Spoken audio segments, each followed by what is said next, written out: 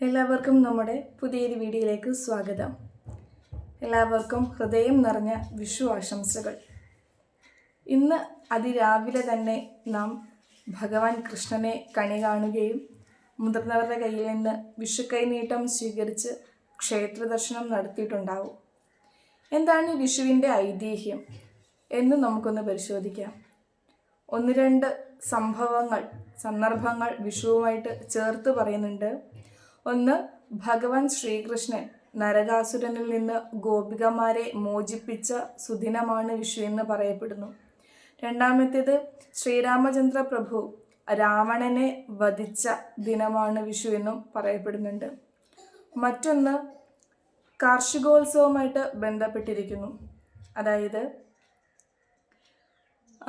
ഈ വിഷു ദിനത്തിലാണ് സൂര്യചന്ദ്രന്മാർ അല്ലെങ്കിൽ തുല്യ രീതിയിലുള്ള രാത്രിയും പകലും ഉണ്ടാകുന്നത് എന്ന് പറയുന്നു. വിഷു ദിനത്തിൽ രാത്രിയുടെ അളവും പകലിൻ്റെ അളവും തുല്യം തന്നെ ആയിരിക്കും. ആ ദിനത്തെ ജ്യോതിഷികൾ വിഷു ദിനമായിട്ട് പറയപ്പെടുന്നു. അപ്പോൾ വിഷുവിൻ്റെ പ്രത്യേകത, അതിരാവിലെ തന്നെ ഉണർന്ന് ബ്രഹ്മമുഹൂർത്തത്തിൽ ഉണർന്ന് നാം സമ്പൽ സമൃദ്ധിയെയും ഭഗവാൻ കൃഷ്ണനെയും മഹാലക്ഷ്മിയും ഒക്കെ കണി കാണുന്നുണ്ട്. എന്തിനു വേണ്ടിയിട്ടാണ് വളരെ പണ്ട് മുതൽ തന്നെ ഇങ്ങനെ ഒരു ആചാരം വെച്ചിരിക്കുന്നത്?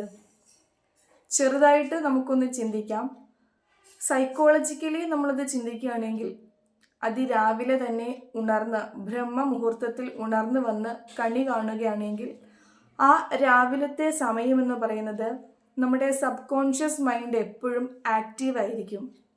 അങ്ങനെയുള്ള ആ മൈൻഡിലേക്ക് എന്താണോ നമ്മൾ കൊടുക്കുന്നത് അത് വളരെ ശക്തമായിട്ട് തന്നെ നമ്മുടെ ജീവിതത്തിൽ പ്രതിഫലിക്കുകയും ചെയ്യും. അതുകൊണ്ടാണ് പൂർവികർ ബ്രഹ്മമുഹൂർത്തത്തിന് ഇത്രയധികം പ്രാധാന്യം കൽപ്പിച്ചു വരുന്നത്. അപ്പോൾ രാവിലെ തന്നെ ബ്രഹ്മമുഹൂർത്തത്തിൽ ഉണർന്ന് ഇത്രയും സമ്പൽ സമൃദ്ധിയും കാർഷിക വിഭവങ്ങളെയും സമാധാനത്തെയും ഐശ്വര്യത്തെയും തരാൻ വേണ്ടി നിൽക്കുന്ന ഭഗവാൻ ശ്രീകൃഷ്ണനെയും നമ്മൾ കണി കാണുന്ന സമയത്ത് നമ്മുടെ സബ് കോൺഷ്യസ് മൈൻഡിലേക്ക് ഈ ഒരു സമ്പൽ സമൃദ്ധി നിറയുകയാണ്. അങ്ങനെ നിറഞ്ഞു നിൽക്കുന്ന സമയത്ത് എന്താണോ നാം ആയിത്തീരാൻ ആഗ്രഹിക്കുന്നത് അത് എൻ്റെ മൈൻഡിൽ അപ്ലോഡ് ആവുകയാണ് ചെയ്യുന്നത്. ആ ഒരു സാഹചര്യത്തിൽ ആ ഒരു വർഷം മുഴുവനും എനിക്ക് അതിനു വേണ്ടിയിട്ട് പ്രയത്നിക്കുവാൻ സാധിക്കും. നമ്മുടെ പുരാണങ്ങളിലും ഇതിഹാസങ്ങളിലുമൊക്കെ പറഞ്ഞു വരുന്നുണ്ട്, ശിവം ഭൂത്വാത് ശിവം യജേത് എന്ന്. ശിവനെ നാം ഭജിക്കുകയാണെങ്കിൽ ശിവനായി തീരുമെന്ന്. അതായത് എന്തിനെയാണോ നാം നിരന്തരം സ്മരിച്ചുകൊണ്ടിരിക്കുന്നത് നമുക്ക് അതായി തീരാൻ സാധിക്കുമെന്ന്.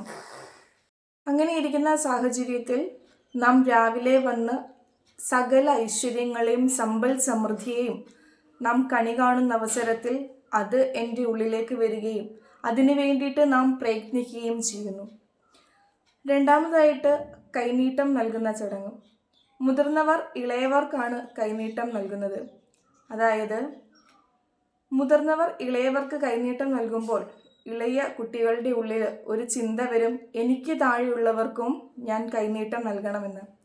അതിനു വേണ്ടിയിട്ട് എനിക്ക് പണം സമ്പാദിക്കേണ്ടതുണ്ട്, അതിനു വേണ്ടിയിട്ട് ഞാൻ പണിയെടുക്കേണ്ടതായിട്ടുണ്ട്.